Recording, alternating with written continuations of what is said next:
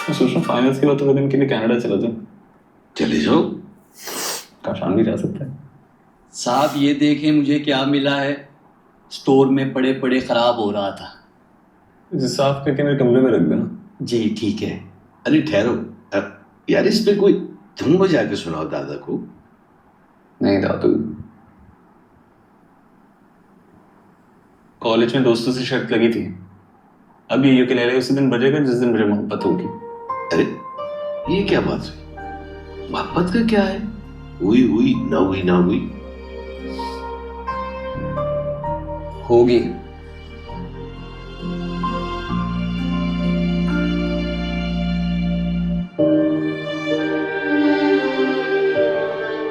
इनको तो पता भी नहीं वो गुजर गया है, पता उनका होगा, दोस्त।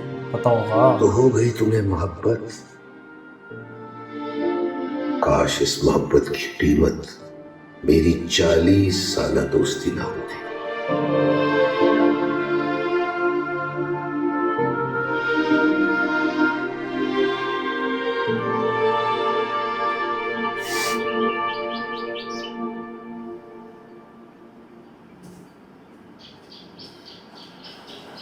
सुरेश, आज आप जल्दी आ गए। Round complete. हाँ,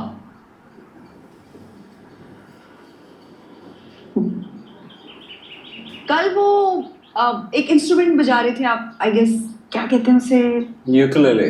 यूकेलेले। Nice, interesting. और क्या क्या बजा लेते? छोटा मोटा म्यूजिशियन रह चुका हूँ मैं, कॉलेज के ज़माने में बैंड था मेरा, बस फिर ख़त्म कर दिया। क्यों?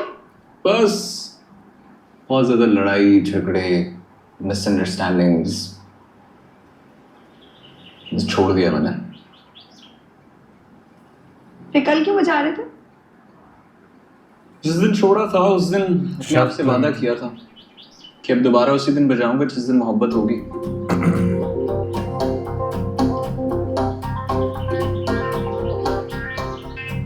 तो मोहब्बत हो गई आपको? हाँ, हो गई।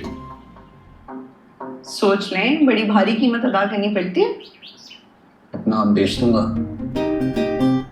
आप तो सीरियस ही हो गए। हाँ, बस अब आपके सीरियस होने का इंतजार है। अल्लाह,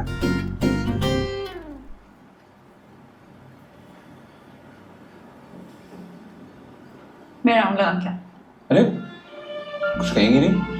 कुछ बातें ना अनकही अच्छी लगती हैं।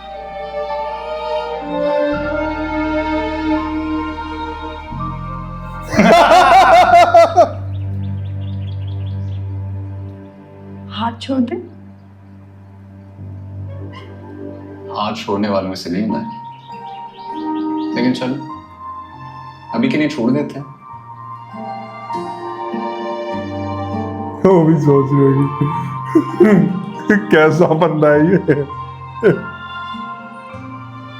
या तो पागल है। खलील, फोकस हिल रहा है बार बार। इसका मीटर घूम जाएगा। ऑटो फोकस पर शूट किया, देख बार बार वो हाँ वो हिल रहा है। फोकस हिल रहा है। किराएदार होता कौन है इसका हाथ पकड़ने वाला? सारे रास्ते यही बकवास करता हुआ है दादी। और तुम छोटे हो ना, छोटे बन के रहो। तुमसे सिर्फ थोड़ा सा छोटा हूँ मैं, पर तुम्हारी तरह एक छोटी हरकत नहीं करता। क्या छोटी हरकत की है मैंने? और तुम होते कौन हो मुझसे सवाल करने वाले? दादो बताएं से जरा मैं कौन हूँ? बताएं दादी। चुप जाओ तुम। और तुम बताओ कि तुम कौन से मुज़ाकरात की कामयाबी की खुशी में हाथ मिलाने चल पड़ी थी उससे? दादी, उसने मुझे और वशी को अपने ऑफिस में जॉब दी है, उसकी खुशी में कामयाबी में हाथ मिला लिया तो? ले शुरू नया तमाशा। अल्लाह, झूठे नया केस में रातों मैंने तुम्हें बताया तो था वली, मुकरना नहीं। एक सेकंड कल रात तुमने ना मेरा दिमाग खराब कर दिया था अपनी इमोशनल स्पीच से, वो जो ग्राउंड रियलिटीज पे दे रही थी ना। तो यार एक मिनट, तुम तीनों के तीनों अपना सामान उठाओ, चलो यहाँ से। जब से आए हो मुझे दोबारा से जेल सुपरिटेंडेंट बना दिया तुमने।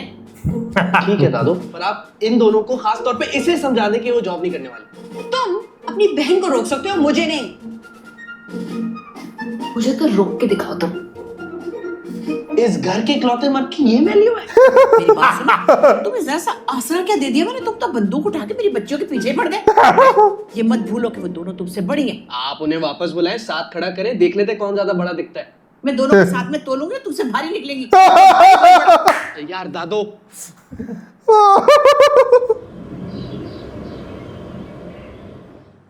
ओ गॉड सेक दादी, आप ना उस फजूल इंसान की ना फेवर मत कीजिएगा। देखो एक बात समझ लो, पाकिस्तान के 90% मर्दों की मेंटेलिटी यही होती है। दादी छोटा है वो हमसे। भाई छोटा भी हो तो बड़ा ही होता है, समझे तुम। वैसे भी अगर मर्द की ईगो को चैलेंज करे तो फिर वो बुरे भले की तमीज खो देता है। दादी फिर तो ये आप माओ का कसूर है ना, जो उस लिहाज से अपने बेटों की तरबियत नहीं करती। चुप जाओ। उसे प्यार से डील करो, दिल का बुरा नहीं है, बस जरा इमोशनल है। एक तो मुझे ये समझ नहीं आती कि जो इंसान दिल का अच्छा और जबान का बुरा कैसे हो सकता है, क्या फिलॉसफी है दादी? अच्छा तुम जैसी जो शुत्रे बेमहार लड़कियां होती है ना, उनकी अपनी ही कोई ज़हनियत होती है फजूल। ये बताओ, जॉब करने से पहले मुझसे इजाजत क्यों नहीं ली तुमने? क्योंकि दादी हमें पता था कि आपकी जैसी इंडिपेंडेंट और वर्किंग लेडी हमें जॉब करने से कभी मना नहीं करेगी। और दादी आप ही तो हमेशा कहती हैं कि चुप जाओ, अपने फैसले लेना खुद सीखो, लड़कियों को स्ट्रांग होना चाहिए, वगैरह वगैरह। अच्छा क्या बात है भाई, जो तुम्हें थ्योरी मैंने पढ़ाई थी उसका प्रैक्टिकल मेरे ऊपर ही कर रही है तुम लोग। अरे दादी, एक पपी इधर और एक पपीता भी। दादी दादी, वलीद भाई नाराज होकर लाहौर जा रहे हैं, एक नहीं सुन रहे मेरी। ओह, एक तो ये लड़का मेरी समझ से बाहर है। दादी ये सबकी ही समझ से बाहर है। बाहर है इसीलिए समझदार है। चलो चल के।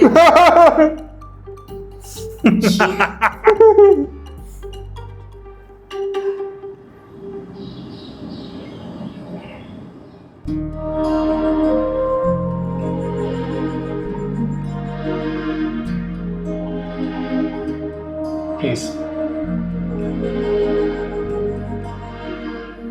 ये आप लोग की डेस्क है, प्लीज आइए। सुरेश साहब का ऑफिस का है। भी बिल्कुल आपके सामने।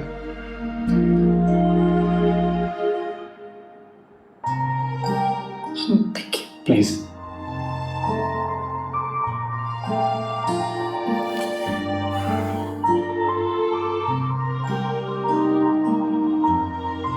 अब क्या मीम से मोहब्बत चल पड़ा। ये क्या बचपना है वलीद। बस आप ही रह गई थी ताना देने वाली दादो।